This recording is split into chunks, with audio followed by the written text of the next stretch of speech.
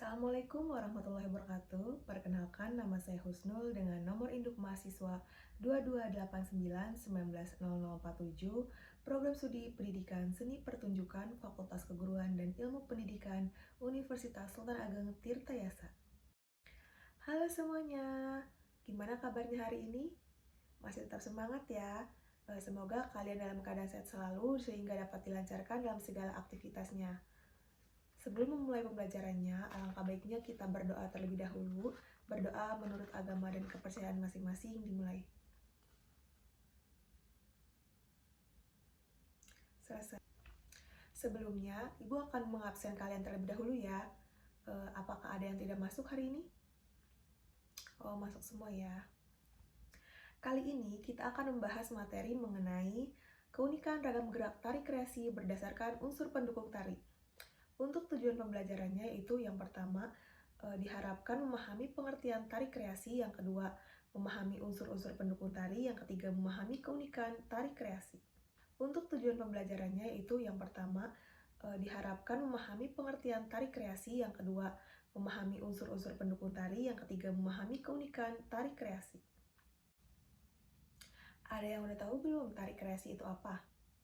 Jadi, tari kreasi itu merupakan jenis tarian tradisional yang sudah mengalami modifikasi atau perubahan yang inovatif dengan cara menyesuaikan gerakan-gerakan yang ada untuk alat pengiringnya yang ada ataupun properti pelengkap tari.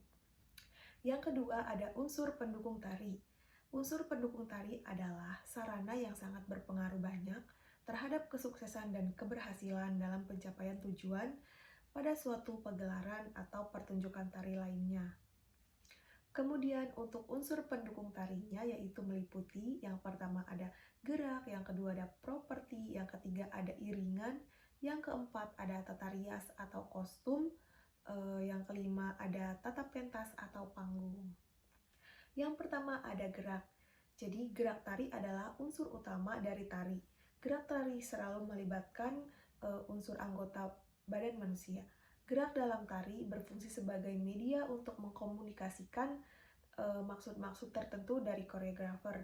Jadi gerak tari ini unsur utamanya yaitu anggota tubuh kita. Di dalam gerak dapat dibedakan menjadi dua, yaitu yang pertama ada gerak murni dan yang kedua ada gerak maknawi. Untuk gerak murni merupakan gerak tari yang tidak mengandung arti namun memiliki keindahan atau estetika. Contohnya gerak tari ukel, capang kanan, capang kiri, sembada kanan, sembada kiri, seperti itu. Dan yang kedua ada gerak maknawi. Gerak maknawi ini merupakan gerak tari yang penuh arti atau memiliki makna tertentu di setiap gerakannya. Jadi setiap koreografer itu akan membuat gerakan untuk mengkomunikasikan makna-makna tertentu dari gerak itu sendiri. Unsur pendukung tari selanjutnya yaitu ada properti.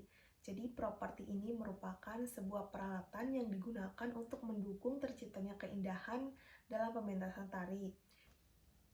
Kemudian untuk contoh properti pada tari yaitu banyak sekali. Yang pertama ada selendang atau sampur, yang kedua ada rebana, ada payung, ada tongkat, ada keris, ada pedang, kemudian ada piring, ada kipas, dan lain sebagainya. Masih banyak sekali contoh-contoh properti untuk digunakan dalam pementasan tari.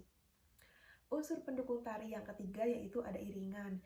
Jadi, keterkaitan antara iringan musik dengan gerak tari merupakan hal yang tidak bisa dipisahkan, karena iringan musik sangat berperan penting dalam tarian. Iringan musik dapat mempermudah penari mengatur pola gerak, menghitung ritme sehingga keharmonisan dapat tercapai.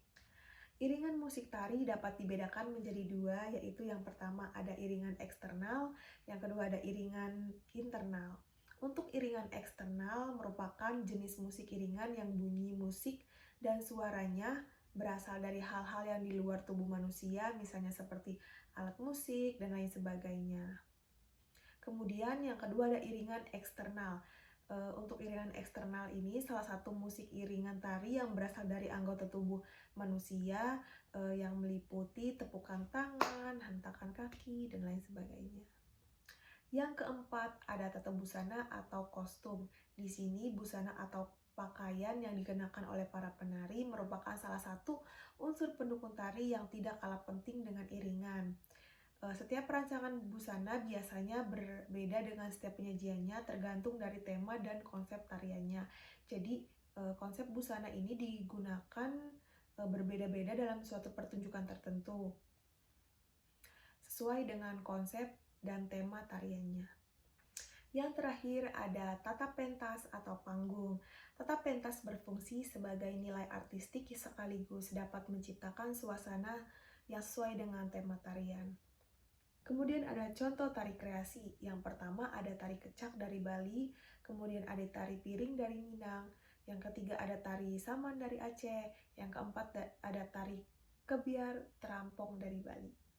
Untuk kesimpulan dari materi kali ini yaitu tari kreasi merupakan jenis tarian tradisional yang sudah mengalami modifikasi atau perubahan yang inovatif dengan cara menyesuaikan gerakan-gerakan yang ada, alat pengiring yang ada, ataupun properti pelengkap tari lainnya. Kemudian ada unsur pendukung tari adalah sarana yang sangat berpengaruh banyak terhadap kesuksesan dan keberhasilan dalam pencapaian tujuan suatu pegelaran tari. Kemudian saya punya tugas buat kalian untuk minggu depan, diharapkan kalian dapat mengisi dan mengerjakannya ya. Jangan lupa dikumpulkan untuk minggu depan. Semoga materi kali ini dapat dimengerti dan dipahami. Jangan lupa dipelajari lagi di rumah. Kurang lebihnya mohon maaf. Wassalamualaikum warahmatullahi wabarakatuh.